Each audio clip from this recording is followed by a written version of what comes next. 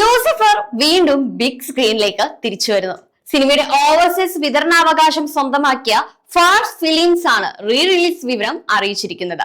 March 20-നാണ് Lucifer re റിലീസിന് എത്തുന്നത്.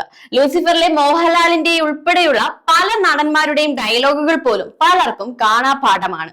എമ്പുരാനിലെ അവസാനത്തെ ക്യാരക്ടറായ മോഹൻലാലിന്റെ പോസ്റ്ററും പുറത്തു വന്നിരുന്നു. ഖുറേഷി അബ്രഹാമിന്റെ ലോകമാണ് എമ്പുരാനിൽ കൂടുതൽ പരിചയപ്പെടാൻ പോകുന്നത്.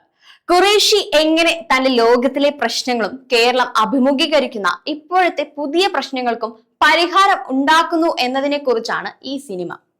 ആദ്യ ഭാഗത്തിലെ അഭിനേതാക്കളായ മഞ്ജു വാര്യർ, ടൊവിനോ തോമസ്, പൃഥ്വിരാജ്, സാനിയ അയ്യപ്പൻ, സായ് കുമാർ, ഇന്ദ്രജിത്ത്, ബൈജു എന്നിവർക്കൊപ്പം സുരാജ് വെഞ്ഞാറമൂട്, അഭിമന്യു സിംഗ്, ജെറോം ഫിലിം തുടങ്ങിയ പുതിയ താരങ്ങളും ചിത്രത്തിലുണ്ട്. ലൈക്ക പ്രൊഡക്ഷൻസും ആശിവ സിനിമാസും ചേർന്നാണ് എമ്പുരാൻ നിർമ്മിക്കുന്നത്.